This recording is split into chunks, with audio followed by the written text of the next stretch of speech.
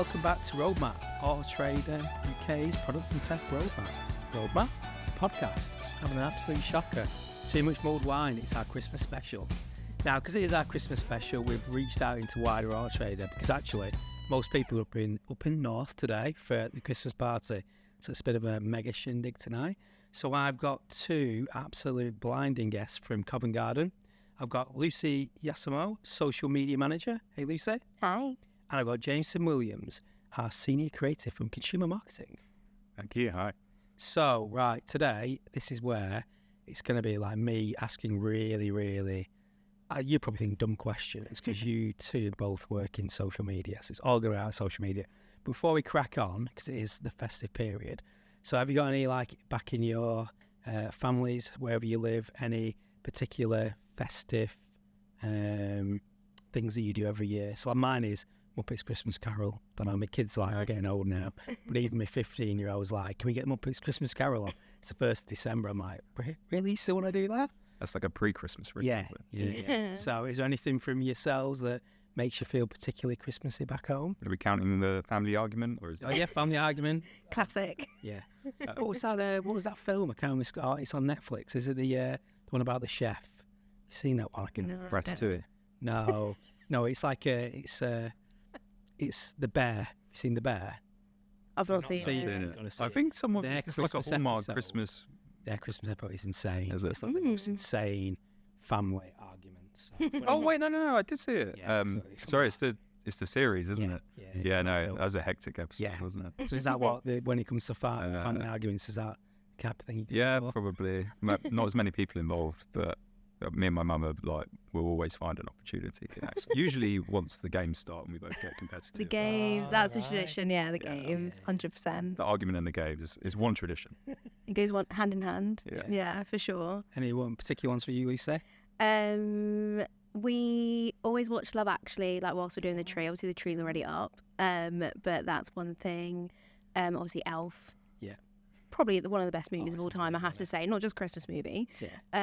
And lots of family time. Come from a big Greek family, so Nice. yeah. Brilliant.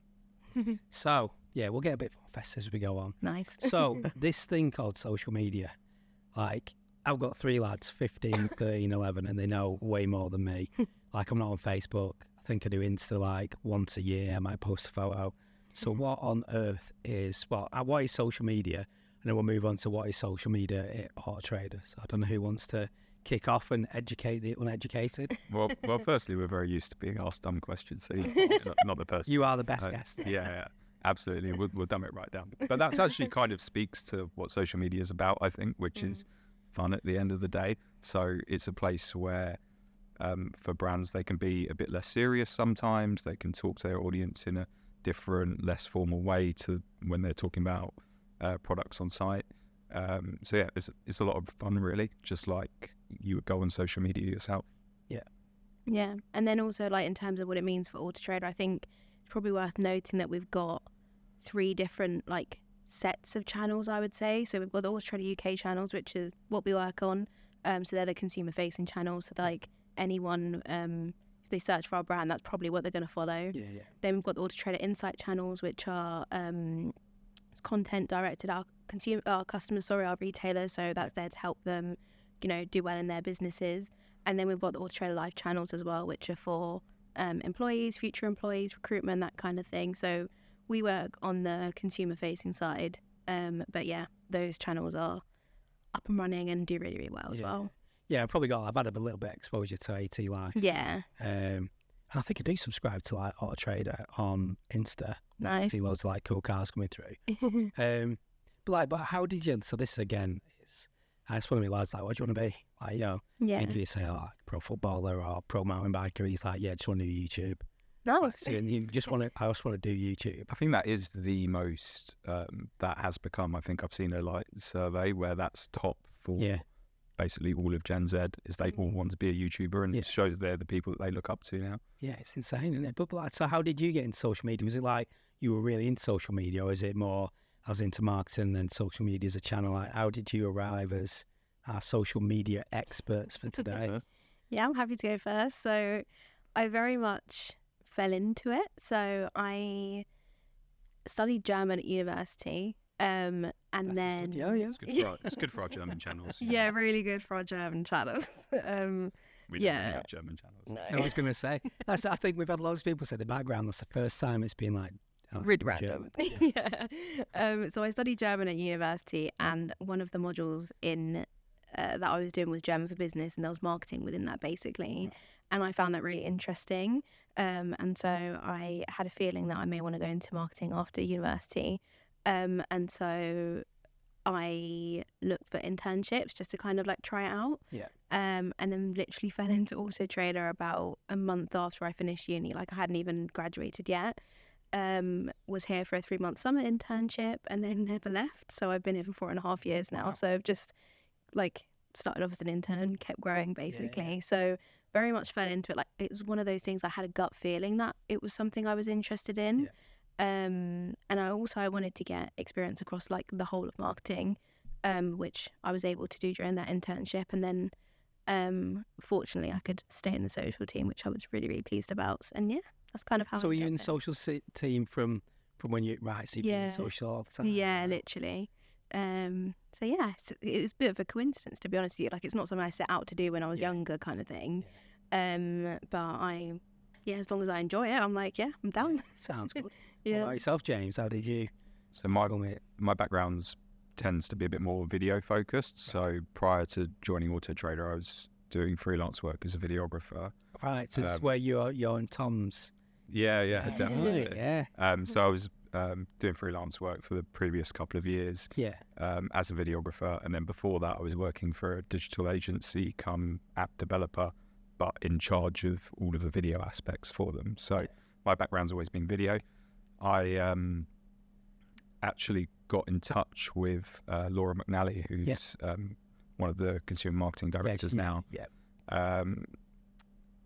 about an opportunity to create content for Auto Trader as a freelancer. Yeah. I think she put it up on LinkedIn, and we have a mutual friend who showed me the post. So I got in contact with her and presented her a plan for what I wanted to do for content for Auto Trader. And she joined as head of social media at the time, and it was a completely new team. So I think a lot of big companies you'll find this in, but they didn't actually have a dedicated social media team for quite a while. Yeah. And it was something that was kind of done by all people in consumer marketing, kind of as and when they felt like they wanted to post something. Yeah. So obviously not very joined up. There wasn't like a clear strategy. But that's something in the last kind of 5 years where most brands have gone, okay, well, we actually need a real team in place. So you think about this every day. Yeah. So yeah, originally was on a retainer for Auto Trader, just creating content for the channels. It was an increasing amount of work where they clearly had a need for it in-house, and I kind of dropped a few subtle hints that I might be interested in a permanent role. Maybe less than so. How subtle. long have you been with 5 years I've been with Auto. I'm coming up to my 5-year anniversary on the 7th of January. So, in a week and a half, because this is the Christmas episode. Yeah. It's funny though, because I've seen you both when I've been either King's Cross, Covent Garden. Yeah. I've seen you both in the office, but obviously our world's just don't no collide. overlap. Like, there probably is when you start to dig in. Yeah. Like, the fact that, I work with Tom and you work with Tom. Yeah. From your production perspective, so it's that where you've got mutual connections. It is. Yeah. It's a funny little world. Yeah, and I think that's something we're very aware of in consumer marketing, that actually being so consumer facing, and also with a significant proportion of us being down in London, we need to work a bit harder to often interact as much with the rest of the company and make sure we have constant touch points. So doing something like this, and getting because I mean, a lot of people that great. watch it are like internal, so it is good because then you start to go, oh, right, that's what those people do. Yeah, exactly. We just see them once a year before the day before the Christmas party, and then Oh, very I think I was drunk a little down bit in, later. Like Covent Garden recently, and I think you were sat. I was talking to Vic Arbidans, and you're like there doing stuff, and I'm like, what do these people do? Yeah. You want to go like, what do you do? We just move our mouse around like once every 15 minutes to stop the computer going to sleep, and then That's hilarious. But actually, it's a joke that you can get plug in to do that now. Can you? James, stop spilling all your secrets. It's a joke. But like going back to like social media, so like what? So as it like creating content, like what channels do we use? Because again, like, I know we've got Instagram. Yeah. Like, I don't go on Facebook because I don't want to see some of the kids I used to go to school with. It's not that Fair. they're not nice people or anything. It's just like, you know what I mean? Like, that is a long time ago. So what social media channels do we actually use? And probably also, what's your favourite? If you can say that. That is such a good one. It's like choosing between your children. Yeah, literally. Oh, God, let's not go Except there. you hate 3 of them. So. So my kids always go, I'm not your favourite. I'm your favourite. I'm not your favourite. I'm like, listen, we can't have this conversation. So we have a YouTube channel who we're not responsible for that channel, but there is like a dedicated team for YouTube. We work really closely with them though and make sure that we're as aligned as possible on things. So we do have YouTube, but that doesn't sit with our team.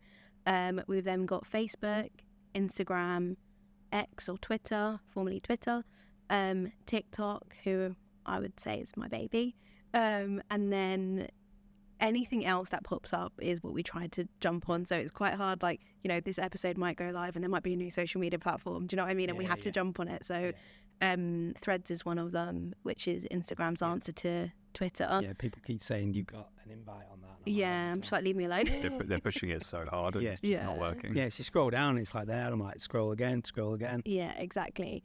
But that's all from like an organic social media perspective. So we take care of the organic social content, so things that are not paid for ads. Yeah. But then from a paid perspective, Debbie, who sits in our paid social team, will operate on other channels like Snapchat, for example, as and when needed. But usually we stick to those main 4 platforms. So yeah, probably that's a distinction that's really worth exploring actually, because for me, even though I was doing freelance videographer work before joining, I wasn't necessarily fully versed in social media itself. And one of the big things to learn is that there's that difference between what we call organic and what we call paid. So yeah, as Lucy said, paid operates much more like a traditional ad. It just happens to be on Facebook, and it has amazing targeting options. You can choose exactly who you're aiming for. Whereas what we deal with is organic, and that's stuff that really needs to kind of stand on its own 2 feet and be engaged with because it's worth engaging with. Yeah. So it's a completely different set of challenges. Yeah. And is there like a secret like ingredients you've got? Oh, I wish. We tried to nail it down so many We times. try. I I think because like algorithms and things like that change so frequently, it's really hard. Like, I think sometimes we feel like we've cracked it and we're like, this is exactly what you need to do on TikTok or this is exactly what you need to do on Facebook, and then in like 2 months later, like, it will look completely different and we need to switch it up really quickly. It's like a big game of whack-a-mole or something. It pretty much is. But it's all done, like, every decision we make is like driven by data and like what we know does well and things like that. It's not like we're just guessing, but I think the problem is it's like sometimes we do the things that we know do well and then suddenly they just stop doing well and then we have to just start again, basically. Yeah, so as much as we can look at data and review what posts have done well, when we have this big kind of black box that's the TikTok algorithm that we have no way of seeing into, just hunches about what it does, there's kind of only so much you can do in terms of making sure you get it right every time. But in a lot of ways, that means that when you do get it right, it feels even more rewarding because you feel like you've cracked it, which is amazing. So, like, it's an amazing feeling creating something and it going viral and getting over 1 million views is like fantastic. Hey, where do we top out? You know, when you say like 1 million views, have you got like this is good, this is brilliant? That's like, oh my god, that was. Yeah, I would say it's probably on most channels. Anything where we're getting above 100,000 views on it is kind of we're like good. We're happy with that. Yeah, that's the kind of thing we'd be hoping to get something with over 100,000 views every week. I would say, maybe not every piece of content, but we'd hope that at least one a week's going to be getting over 100k, 100 grand. I wish. And then really the next step is breaking 1 million. And then anything that breaks 1 million we'd probably consider as being pretty viral. And that's the kind of thing where it would happen not as much as we'd like, but you know, we'd hope for one of those every month or two, if possible. Is that where like is that way? Well, there's party time in the office. Oh my god. Yeah, exactly. That'd be us talking about it and probably sharing it widely on Slack. Texting the team on the weekend like, it's gone up. Yeah, exactly. So how big is the team then? Because you referred to the team a few times. Yeah. So, like, you know, if I was going to go, right, let's get everyone from like, the social side of consumer marketing, Mm-hmm. would it be you two, or is it like you two plus others? There's others as well. So we've also got Amber, who she's our data expert. So she really looks into our audience and just looking at what posts do well, what posts we need to change up, and she does our reporting. Yeah. And then we've also got Hannah, who monitors, I would say, the day-to-day posting of things. So as a team, we'll come together and brainstorm different ideas, and we'll work on new concepts together. And then various people might design them. So it might be Hannah, it might be Amber, it might be James, it might be someone else in the team, in the consumer marketing team. And then Hannah will go in and do the copywriting, schedule it. So we're trying to kind of publish it. democratize stuff as much as possible, Yeah. and Mm-hmm. and everyone's tasked with as a group coming up with ideas. Like Yeah. we're all people who spend a lot of time on social media, and we all know what works. We review the content together. Yeah. So yeah, we really share the kind of creative burden, I guess. But then we also have a few freelancers we work with as well, who help us to create content. There's two in particular who come in who are very well versed in TikTok in particular, which is great because I probably don't spend quite as much time on TikTok as some other people would. So yeah, they're fantastic as well, and they bring fresh ideas in that maybe we haven't thought about, and fresh ways of doing things. So how do you become well versed in TikTok? Is that someone that just uses it loads? Yeah, you just scroll for an embarrassing amount of hours. I don't. This is a don't try this at home moment, because you just get stuck on it forever. I was going to say. That's interesting- literally what happens. Yeah. Working with anything on TikTok, it's like I'll go on TikTok to find something that I need to send to someone. Yeah. Within 10 seconds, I will have forgotten what I was going there for, and I'll end up 100%. scrolling it for 10 minutes and go, oh, why was I here? And actually, when you're here for work purposes as well, it's it's the most, they've made it so I got addictive. sucked into, I was trying to contact someone on Instagram last night, Yeah. biking thing.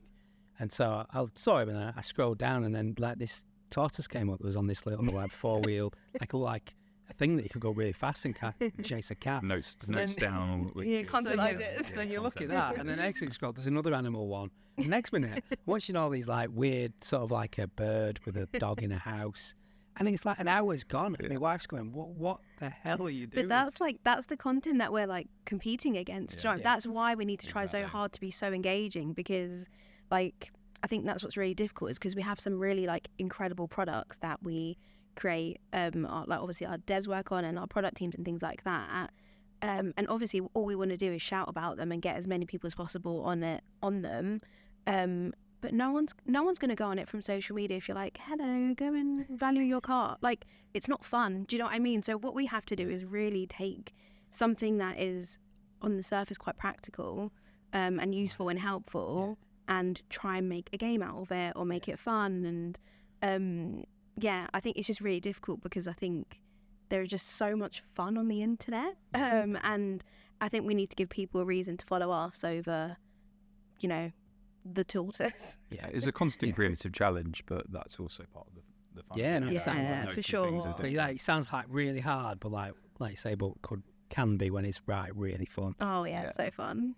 So is there any particular thinking, work in product and tech, but is there a particular products or areas of Auto Trader that they're it's not an open goal, but they're really easy to work with because it might be EVs or something where you go, actually that's a topic that people are talking about and it's really relevant, versus maybe areas that are much more tough to. Well, marketplace is great in general, because obviously that's where the cars are, and they're obviously just a naturally engaging subject matter that there's millions of people who are fans of. So that's kind of our easiest areas. We have games around kind of what car would you pick for a certain budget and stuff like that. I And think I actually have played that game. yeah, well, they're probably one of our highest engaged 100%. formats, I Yeah, people think. love them. Yeah, across pretty much all channels. So that's kind of a really easy one for us. Yeah. What gets a bit more difficult is when we start drilling down into more specific products. So one we've done a lot of focus on in the past 6 months to a year is valuations, obviously. So that's kind of been more of a challenge, but we've started looking at things like we're currently in the process of designing a augmented reality filter for our valuations game. Wow. Yeah. So So I don't think we get into stuff like this. so that's going to be really fun. We have a game format called Keep or Sell, And what we do is we show a car and we show its auto trade evaluation. And obviously people engaging with the content have the option to do, would they keep the car or would they sell it for the auto trade evaluation? So what we've done there is found a more fun, engaging mechanism for getting someone to engage with the concept of what we do with valuations. So the filter is going to be a game version of that, where you can record yourself tilting your head to say if you want to keep the car or keep the monetary valuation. Yeah. And do you change, like say you got something like that, do you say the way we're going to implement it on TikTok is actually different to their audience than what we're going to do on Facebook or other ones? Or is it like, actually it doesn't matter the medium we're going out on, this is the brief we're going to go with? I think that one thing we've really learned is that all channels are very different, and actually the people who are there to engage in things like very different things. So on Facebook, for instance, people love engaging with older cars, more nostalgic elements, whereas on TikTok people don't really engage with that stuff anywhere near as much. So we have constant decisions about what content we want to put on other channels. Yeah. And something like an augmented reality filter is something you see engaged with again and again on TikTok. So it's very aimed for that audience. Yeah.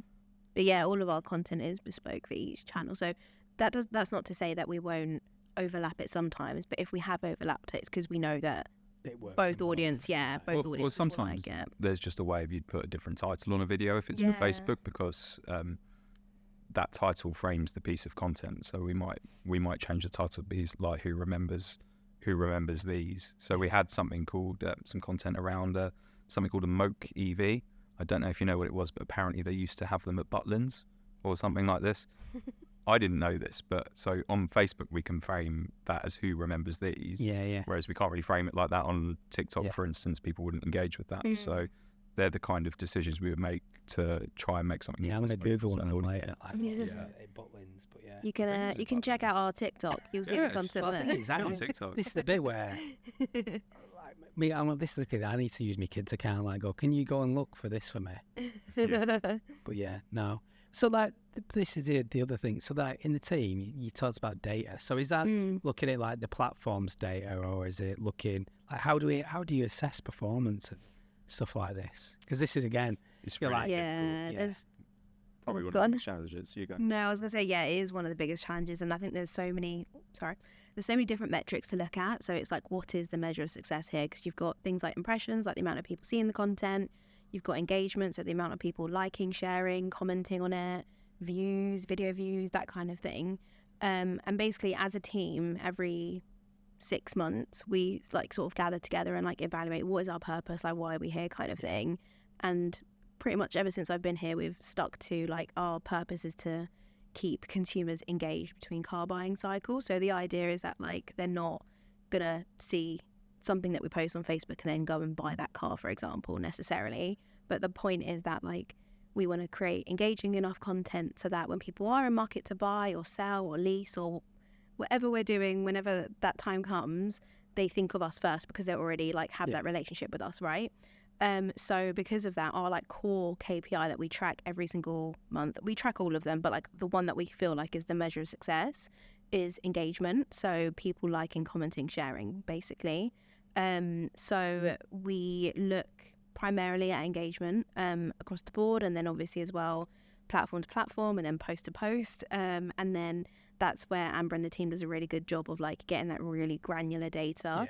And we use a piece of software called Amplify that brings that all together, where we can build dashboards and look at the full board, but then also as well we look at the platforms in particular. And the tricky thing is each platform will give you a different amount of data.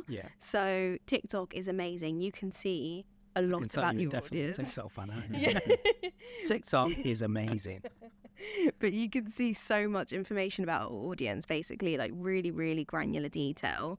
And then you get to X and you see basically nothing about your audience. And then Facebook and Instagram is pretty much the same. It's Meta, it's all very similar, but we kind of have a different approach, I guess, platform to platform because of that reason.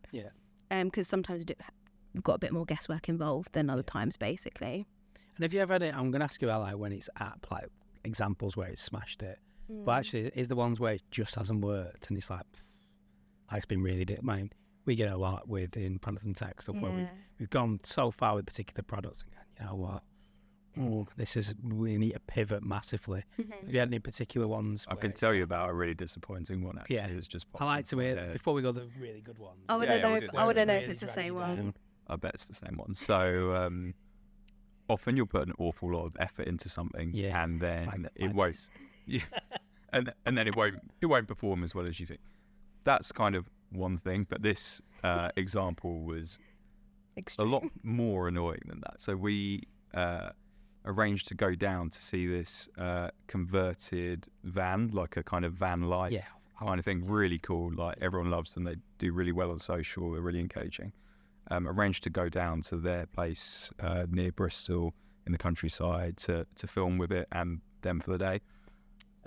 Spent the day filming with them, gave them loads of like tips and advice about social media, chat to them about it, gone really well with them. Thought we made some really cool stuff. They had a bit of trouble kind of doing the voiceover for us. They kind of couldn't do it on camera, which was challenging. But I thought we got some really good content. You know, came back, spent a day editing it, and then someone said, hey, have you seen this? Just really quickly, you said, let me know when it's scheduled to go up because I want to give them a heads up so that they know. Oh yeah, is that what so we said it was going to go up, but this was the Friday. We said it was going to go up on the Monday. And you told them because you had the contact with them. And then on the Saturday, what happened? They posted their own video that they'd done with their iPhone, kind of as I'd been helping them with, you know, and it went massively viral. Of exactly the same van, of them doing the voiceover behind it that they'd not been able to provide for me, and doing it perfectly. How many millions of views? It was on hundreds of millions, wasn't it? It was like hundreds of millions. And then our one that we posted on Monday just fell completely flat. Completely even though it was the same vehicle. Yeah.